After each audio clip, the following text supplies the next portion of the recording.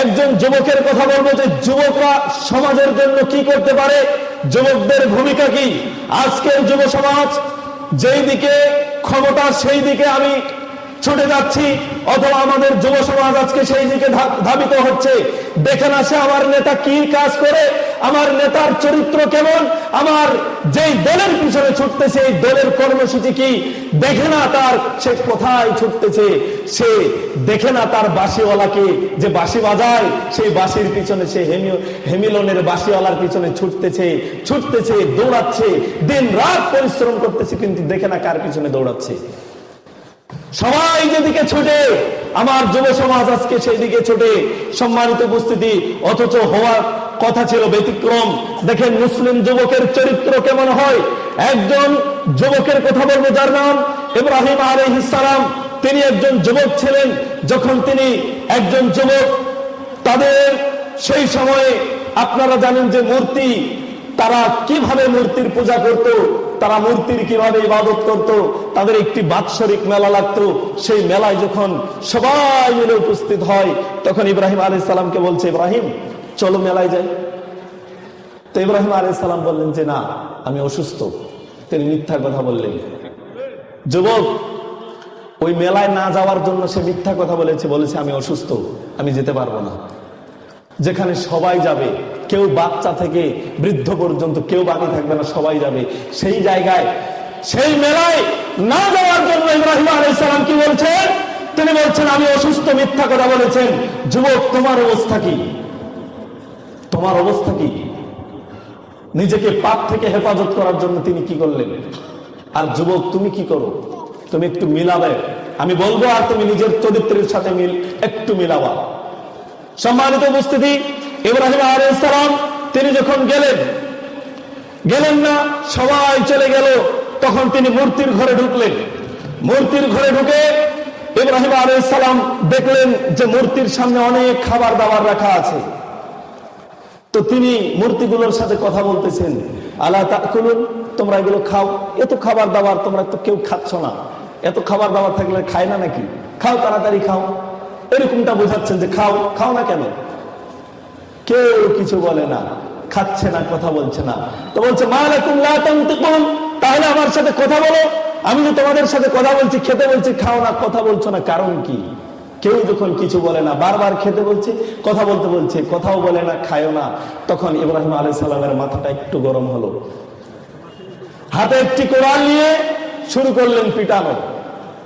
পিটাতে একবারে মারতে সব মূর্তিগুলোকে ভেঙে খান খান করে দিলেন।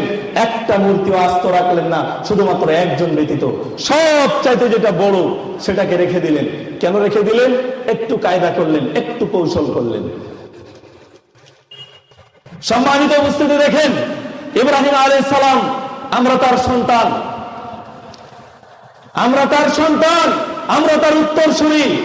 ইব্রাহিম আলাইহিস সালাম মূর্তির ঘরে ঢুকে কি করলেন? মূর্তিগুলোকে ভাঙলেন। আজ বাংলাদেশের 90% মুসলমানের দেশে এই মুসলিমরা আজকে তারা মূর্তির পূজা করে। যখন শেখ মুজিবুরের ওই যে আপনার যখন জুলাই আন্দোলন হলো, তখন শেখ মুজিবুরের মূর্তিগুলো বেছে বেছে যুবকরা ভেঙেছে। আলহামদুলিল্লাহ, কারণ এই মুসলিমরা এসেছে মূর্তি ভাঙার জন্য, তারা মূর্তি গড়ার জন্য আসেনি। কিন্তু আবার বিপক্ষ দলের যারা, তাদের মূর্তিগুলো রয়ে গেল। কারণ কি? মানে নিজের দলের হলে সেটা থাকবে, অপরের হলে সেটা ভেঙে ফেলতে হবে, এমনটা তো না। যত মূর্তি আছে সব ভেঙে খান করতে হবে, এটাই আমাদের আদর্শ, এটাই মুসলিমদের আদর্শ। মুসলিম মূর্তি ভাঙার জাতি, মূর্তি গড়ার জাতি নয়। তুমি মুসলিম মাথায় টুপি দিয়ে তুমি সেই খানবার সামনে গিয়ে তুমি ফুল চড়াও, দোয়া করো, হাত তুলে, এটা তো এর থেকে লজ্জার আর কিছু হতে পারে না। মুসলমানদের চরিত্র আজকে স্বার্থের জন্য কত মাটির কত গভীরে নিচে নেমে গেছে, সেটা দৃশ্যটা দেখলেই বোঝা যায়। মুসলমানদের চরিত্র আজকে কোথায়? কে বলবে? ইব্রাহিম আলাইহিস সালাম গোটা সমাজ। আপনি কি বুঝাতে চাচ্ছেন? আপনি বুঝাতে চাচ্ছেন আমি একাই, আমরা সংখ্যায় কম। আর ইব্রাহিম আলাইহিস সালাম একাই ছিলেন, তার সাথী কেউ ছিল না, একজন মাত্র যুবক। কাঠগড়ায় দাঁড় করালেন। যখন সবাই মেলা থেকে ফিরে আসলো, ফিরে এসে ইব্রাহিম আলাইহিস সালামকে বলা হচ্ছে, বা তারা যখন মূর্তির ঘরে ঢুকলো, তখন মূর্তির ঘরে ঢুকে দেখে সর্বনাশ, মূর্তিগুলো ভেঙে খান খান হয়ে আছে। কারণ কি? তখন তাদের আর বুঝতে বেশি দেরি লাগলো না। তারা মনে করলো এই মূর্তির বিরুদ্ধে কেউ কথা বলে না, একজন কথা বলে, ইব্রাহিমকে ডাকো, তাড়াতাড়ি ইব্রাহিমকে নিয়ে আসো। ইব্রাহিমকে ডাকা হলো।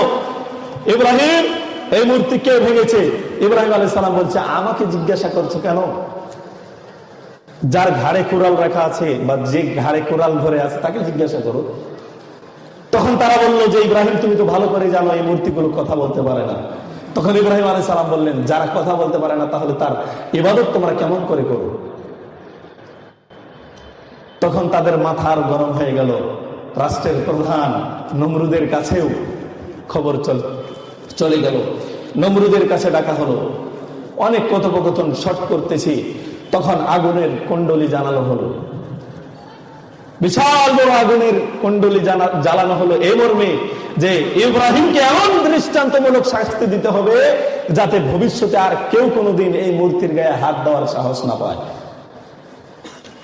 যখন ইব্রাহিম আলাইহিস সালামকে ফেলে দেওয়া হবে, ফেরেশতা আসলো, জিবরাইল আসলো, এসে বলছে, ইব্রাহিম আলাইহিস সালাম আপনি খালি একটা হুকুম দেন, একটা ডানার ঝাপটা মেরে আমি সঙ্গে সঙ্গে এই গোটা আগুনের কুণ্ডলীটাকে সমুদ্রে নিক্ষেপ করে দেব। তখন ইব্রাহিম আলাইহিস সালাম বললেন, তোমাকে কি আল্লাহ পাঠিয়েছেন? যে বলছে, না, আপনার এই বিপদ দেখে আমি থাকতে পারলাম না তাই আসলাম। তা আল্লাহ সুবহানাহু, ইব্রাহিম আলাইহিস সালাম বললেন যে আল্লাহ সুবহানাহু ওয়া তাআলার দ্বীনের জন্য আগুনে ঝাঁপ দিব, সেই আল্লাহর সাহায্যের আমার প্রয়োজন, তোমার সাহায্যের দরকার নেই।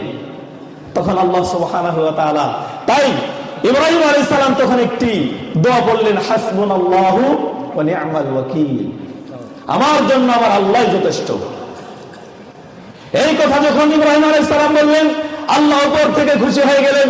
আল্লাহ সুবহানাহু ওয়া তাআলা একটা অর্ডার করলেন, ইয়া নারু কুনি বারদান ওয়া সালামান আলা ইব্রাহিম, হে আগুন তুমি আমার ইব্রাহিমের জন্য ঠান্ডা হয়ে যাও, শীতল হয়ে যাও, নাতিশীতোষ্ণ হয়ে যাও। সুবহানাল্লাহ।